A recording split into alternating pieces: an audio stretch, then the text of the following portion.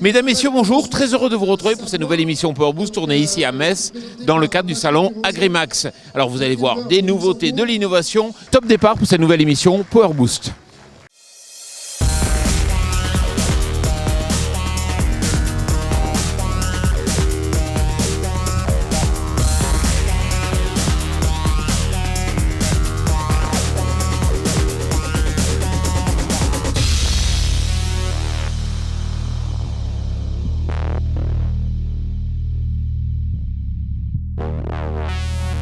Salut le Power Booster. Cette semaine, l'équipe Power Boost était au salon Agrimax à Metz avec un plateau télé et nous avons eu l'occasion de tourner pas mal d'émissions avec beaucoup d'invités. N'hésitez pas à faire un petit tour sur notre chaîne YouTube, vous y trouverez forcément votre bonheur.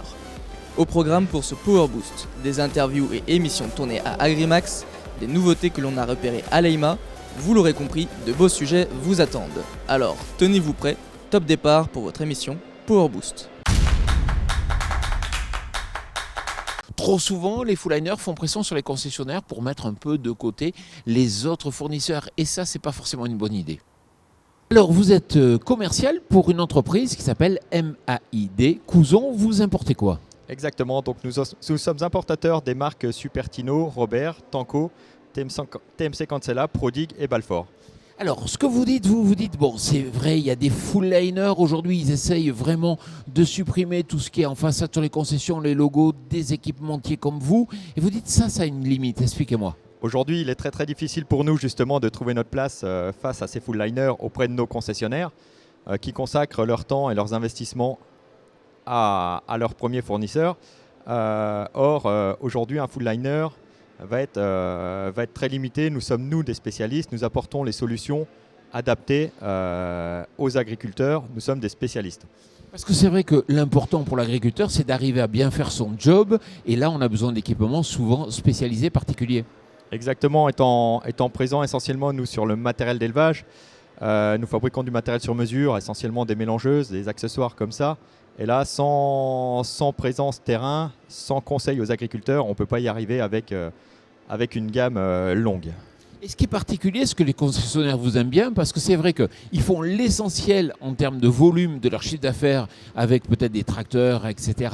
Mais vous, par contre, vous laissez quand même une marge qui leur permet de vivre. Exactement, donc on représente effectivement, on va dire 0,1% du chiffre d'affaires d'un concessionnaire, ce qui est totalement dérisoire. Par contre, on va permettre justement au concessionnaire de rapporter de la marge, ça c'est une chose, et aussi de fidéliser sa clientèle avec des produits réellement adaptés. Merci beaucoup. Merci Jean-Paul.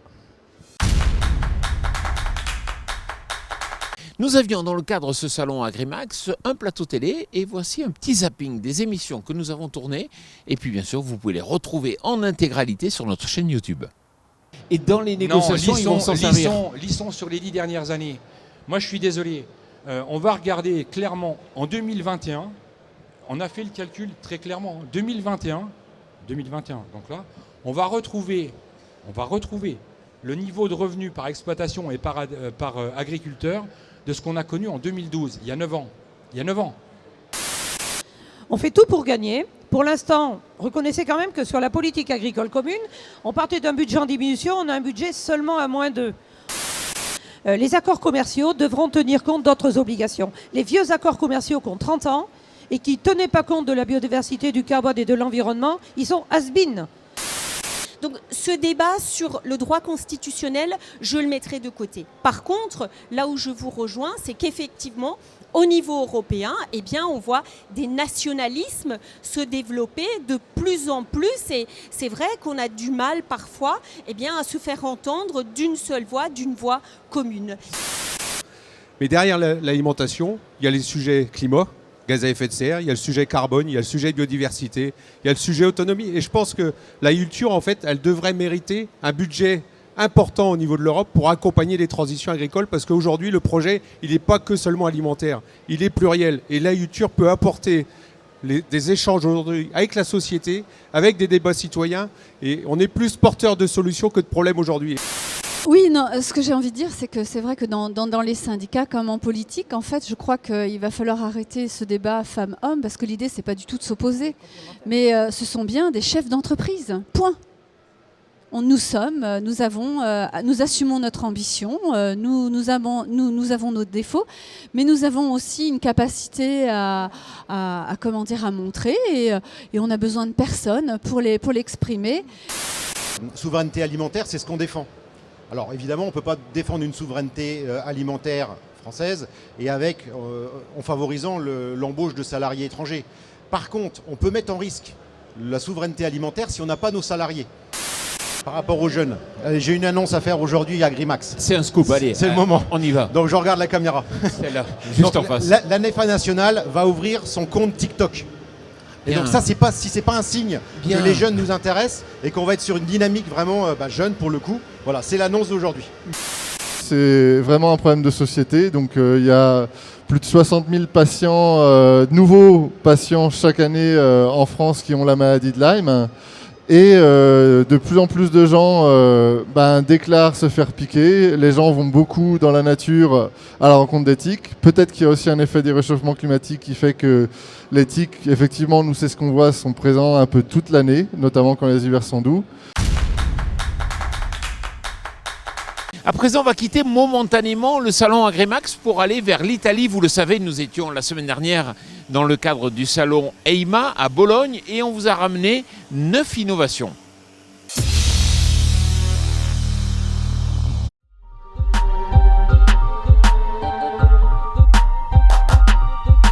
Une des innovations récompensées dans le cadre du salon EIMA à Bologne a été décernée à Walvoy, en fait une société qui propose pour les pompes en engrenage une sorte de valve additionnelle qui permet non seulement d'ajuster en fait ce qui est proposé comme puissance en fonction des besoins, et puis aussi surtout bien sûr d'économiser en matière d'énergie. Alors il parle de 5 à 10% d'économie, cela reste bien sûr à vérifier, mais ça montre qu'aujourd'hui on a de plus en plus de composants qui viennent pour répondre aux enjeux de réduction d'énergie.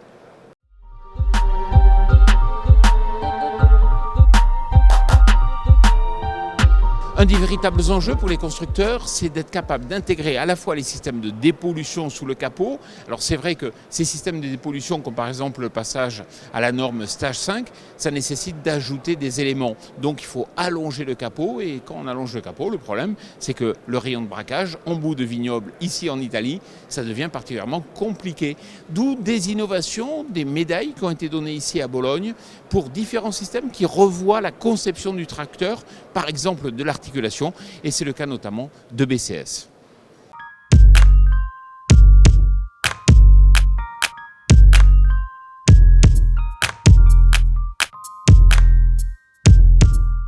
Avoir à l'avant d'un tracteur une génératrice électrique pour alimenter par exemple derrière un pulvérisateur ou un autre outil, ce n'est pas nouveau, on vous en parle depuis des années dans l'émission Power Boost. Ce qui est nouveau ici à l'EIMA, c'est que l'on sent qu'on a aujourd'hui des composants, des génératrices qui sont tout à fait capables d'être industrialisées et puis des connectiques qui sont simples à brancher ou à débrancher pour un travail au champ. Alors ça, c'est une véritable innovation aujourd'hui qu'on a pu remarquer dans les allées du salon EIMA.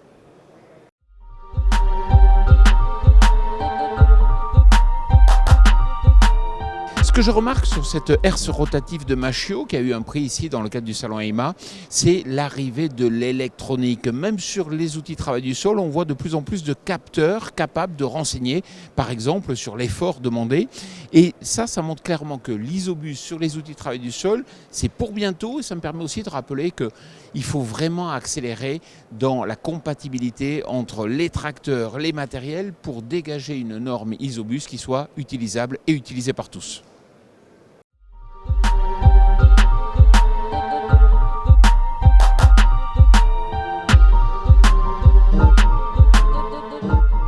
Rien de nouveau sous le soleil avec cet épandeur d'engrais DCM, si ce n'est le fait que ce qu'on avait auparavant sur les gros épandeurs se retrouve aujourd'hui sur de tout petits modèles, avec des jauges de contrainte qui permettent la pesée embarquée, et puis aussi la capacité de pouvoir épandre des doses différentes à droite et à gauche.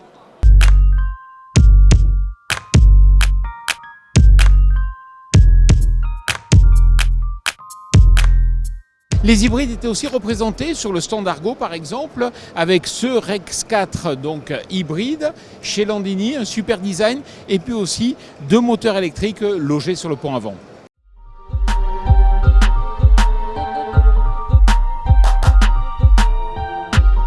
Alors vous le savez, en Italie, on a souvent des sols très argileux, parfois des sols compactés, notamment dans les serres, et il faut pouvoir justement les travailler. Bertoni propose un outil de ce type avec des pièces travaillantes de fort gabarit. Alors c'est vrai que là on ne parle pas d'économie d'énergie, mais on est capable de pouvoir travailler entre 15 et 40 cm de profondeur, quelle que soit la dureté du sol.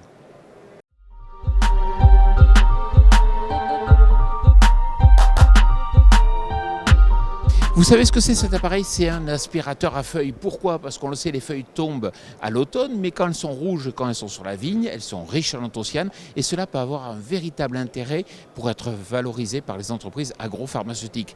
Donc il peut être intéressant de mettre justement ce système d'aspirateur à l'avant du tracteur pour récupérer ces feuilles qui sont riches en anthocyanes.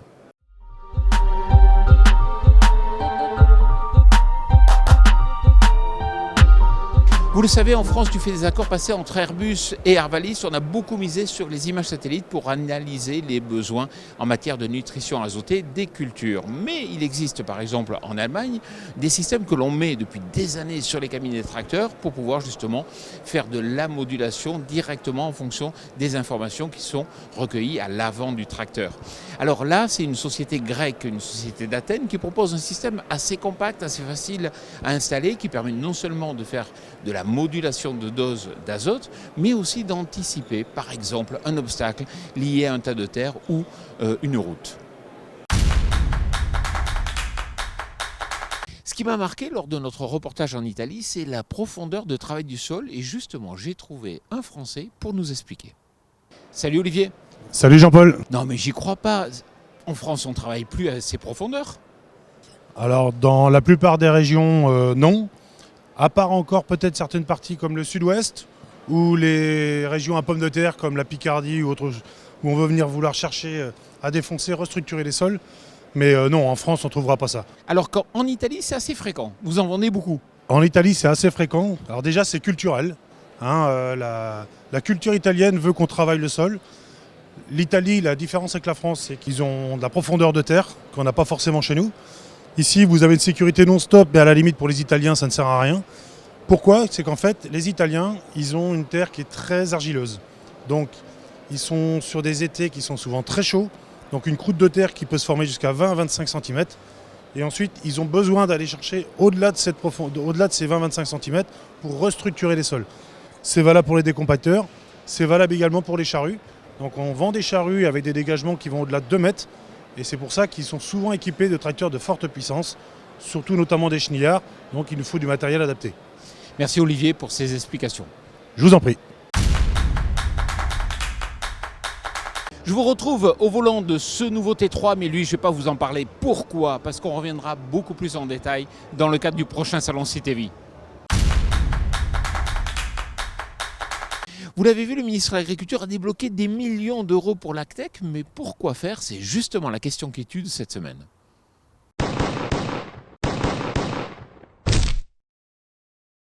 Pour le sujet des 500 millions aujourd'hui, il faut faire quelque chose d'utile avec ces derniers. Donc le problème aujourd'hui, c'est qu'avec l'AgTech et l'adoption des technologies, souvent c'est trop compliqué à appréhender. Le simple fait d'avoir 33 mots de passe, des services souvent très étanches les uns aux autres, pas, disons, de simplification des services agricoles, ça crée une non-adoption de ces technologies. Donc aujourd'hui, il faut vraiment créer, en tout cas c'est le souhait que j'aimerais présenter au ministre de l'Agriculture, c'est vraiment créer une sorte de France Connect de l'agriculteur. Au même titre que vous avez vos données de carte vitale, vos données de sécurité sociale, vos données liées à vos impôts, de pouvoir simplifier l'accès à ces différentes données entre les différents acteurs, de l'agriculteur aux parties prenantes jusqu'au consommateur, et de pouvoir créer des effets de levier pour tout le monde sur la chaîne de valeur. Voilà, j'espère que cette émission Power Boost tournée ici à Metz dans le cadre du salon Agrimax vous a plu. Je tiens d'ailleurs à remercier ce salon pour son accueil. Et puis, je tiens à vous annoncer aussi que je vais animer un colloque sur la valorisation de la HVE à Paris le 18 novembre. N'hésitez pas, bien sûr, à nous rejoindre. Je vous souhaite une excellente semaine.